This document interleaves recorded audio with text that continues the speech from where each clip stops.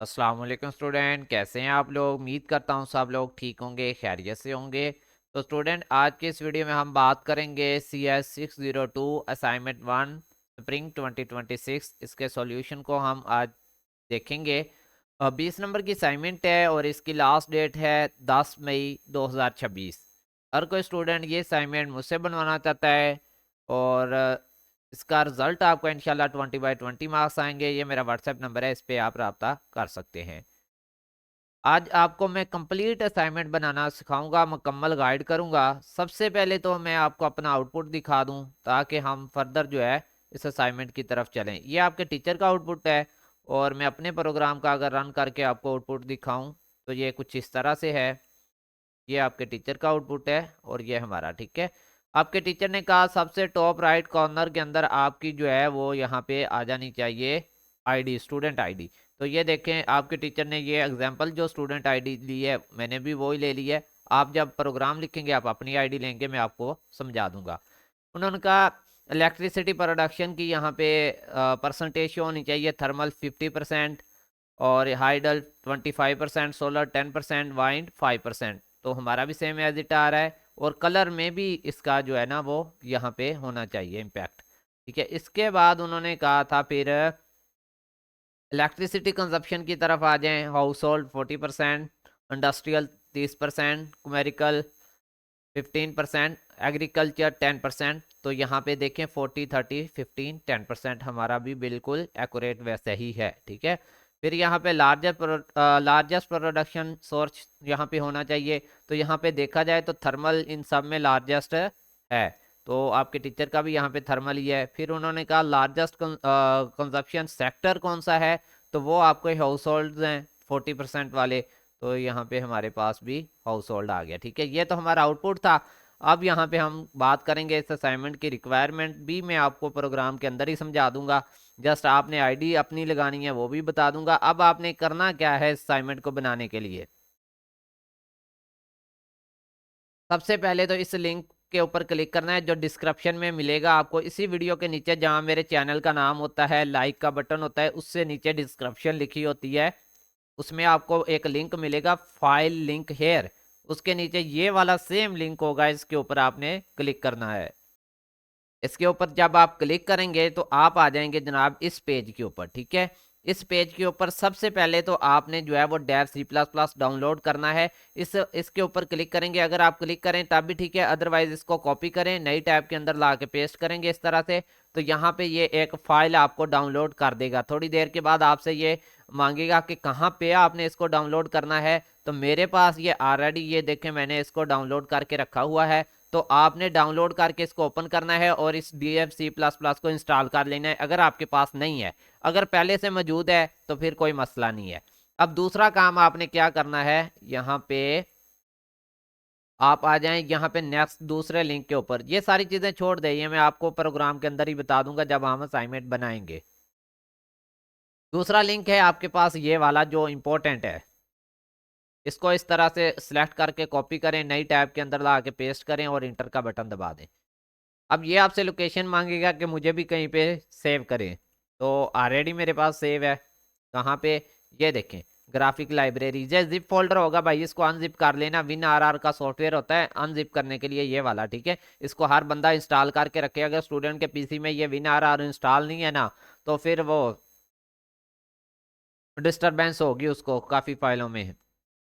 तो अनजिप जब आप कर लें तो इसके अंदर आपने चले जाना है। ये ग्राफिक लाइब्रेरी आपके टीचर ने दी हुई है जो हमें अपनी सेटिंग के अंदर रखनी थी, ठीक है। तो अब आपने क्या करना है, कंट्रोल का बटन दबा के रखना है, इसको सिलेक्ट करना है, फिर कंट्रोल का बटन दबा के रखना है, इसको सिलेक्ट करना है।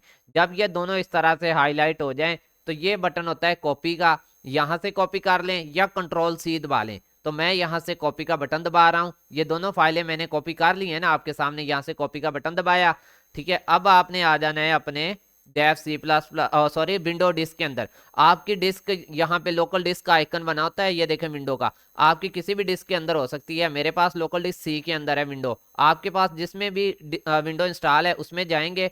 उसमें जाने के बाद आपने जाना है प्रोग्राम फाइल 86 वाले फोल्डर में। इसको ओपन करने के बाद आपने जाना है डेव CPP वाले फोल्डर के अंदर।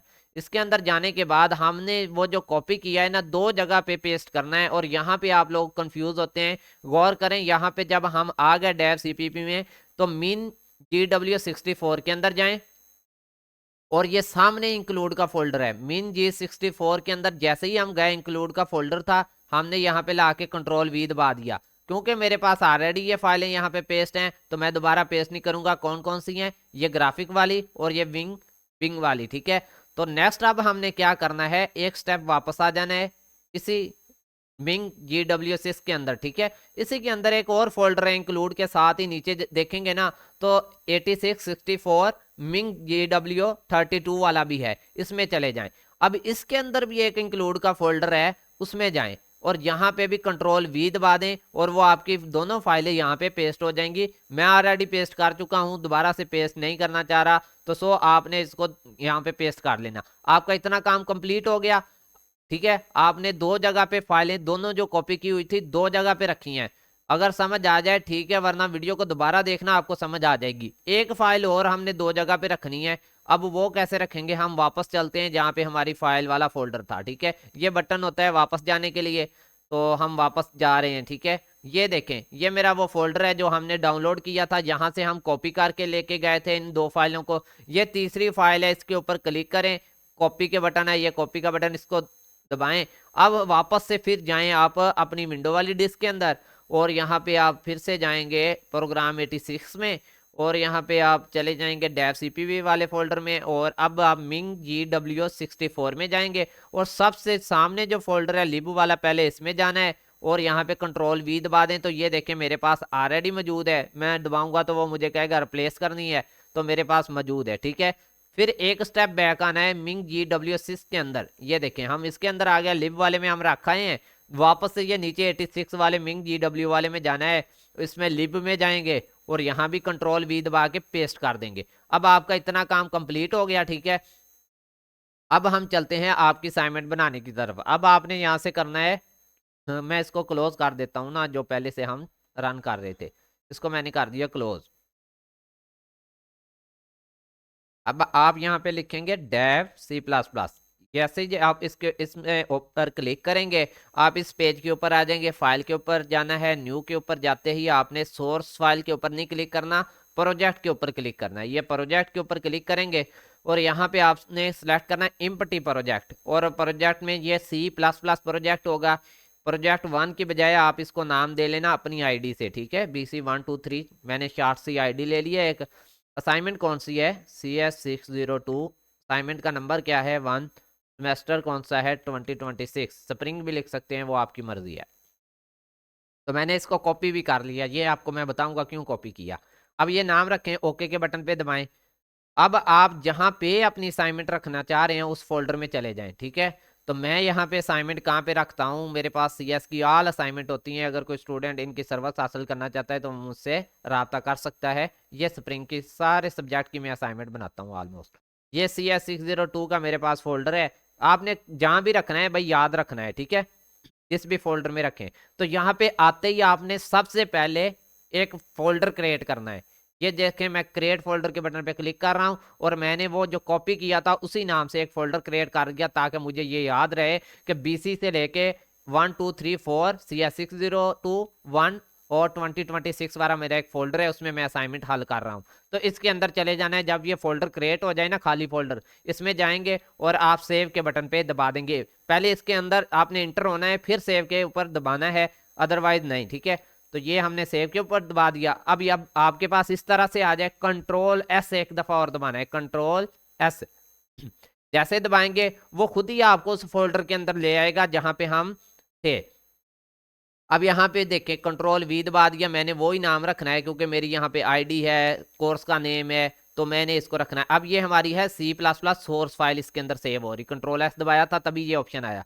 अब सेव कर दें, ये हमारी फाइल होगी। अब हमने लिखना है कोड इसमें, ठीक है। कोड लिखने से पहले आपने क्या करना है, इसके ऊपर क्लिक करना है, ठीक है, और प्रोजेक्ट ऑप्शन के ऊपर जाना है, और यहाँ पे पैरामीटर डालने हैं, लिंकर ऐड करने हैं पैरामीटर के अंदर जाके। ये कहाँ से ऐड होंगे? ये इसी फाइल के अंदर मैंने दिए हुए हैं लिंकर्स। कहाँ पे हैं मैं अभी दिखाता हूँ। ये देखें, ये लिंकर हैं, ये लाजमी ऐड करना, वरना भाई फाइल रन नहीं होनी। तो इनको मैंने कंट्रोल सी से कॉपी किया और यहाँ पे लाके कंट्रोल वी दबा दिया। अब ये वाले खत्म कर दें, शुरू में जो आपके ये डॉट्स बने हुए हैं, सिर्फ ये माइनस का साइन रहना चाहिए, ना कोई एक्स्ट्रा स्पेस हो ना कोई इस तरह सा डॉट हो, वो खत्म कर देने। मैंने खत्म कर दिए, ठीक है। अब ये बिल्कुल एक्यूरेट है, ठीक है। अब मैं ओके के बटन पे दबाता हूँ, ठीक है। अब हमने कोड लिखना है इसमें।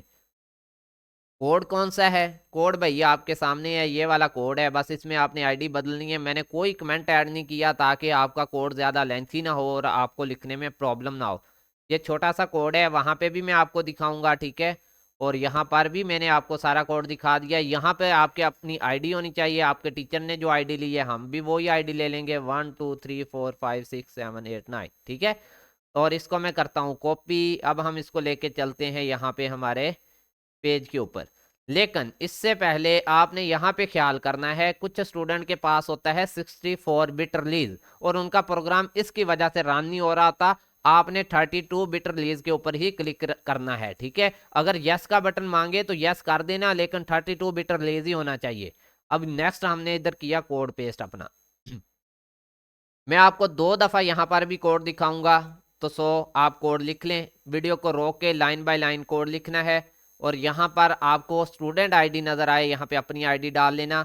और कमेंट वगैरह आप इसको सर्च करके डाल सकते हैं। इंटरनेट के ऊपर कोई भी कोड लाइन सर्च करें, वो आपको बता देगा कि इसका क्या मकसद है। तो फिर आप कमेंट भी ऐड कर सकते हैं। यहाँ पे कमेंट ऐड ना करने का एक ही मकसद है कि आप लोग डिस्टर्ब ना हो। अब हम इसको करते हैं रन, ठीक है। ये है इसका बटन, इसको हमने F11 की मदद से रन और कंपाइल इकट्ठा कर लिया, ठीक है। अब यहाँ पे हमारे पास इसकी आउटपुट आ जाएगी, कोई एरर हमारे पास नहीं आया। और यहाँ पे देखें आप, बिल्कुल एक्यूरेट हमारे पास आउटपुट आ चुकी है। अब आपने जमा क्या करवाना है ये इंपॉर्टेंट है, ठीक है। कोड रन करके देख लिया, सारा कुछ ओके है, आउटपुट भी आ गई, आपकी आईडी भी कॉर्नर में नजर आ गई। अब हम एक फोल्डर बना के आए थे CS602, ये वाला, ठीक है। ये देखें BC1234 CS6021 2026, इसके अंदर हमारा सारा काम चल रहा है। इसके अंदर जाएंगे तो ये देखें, ये इतनी फाइलें बन गई हैं। हमने जमा करवानी है C++ सोर्स फाइल, ये वाली, ठीक है, जिसके ऊपर ब्लू कलर में .cpp लिखा होता है। जूम करूंगा तो आपको क्लियर नजर आ जाएगा कि ये है सीपीपी फाइल जो जमा करवानी है, अपने टीचर को भेजनी है। बाकी इनमें से कोई भी हमारे काम की फाइल नहीं है। अब बस ये एक फाइल अपने टीचर को भेज देनी है आपने। और यही आपकी असाइनमेंट थी। मिलते हैं न्यू वीडियो में, तब तक के लिए अल्लाह हाफिज़, फीमानिल्लाह, अपना ख्याल रखिएगा।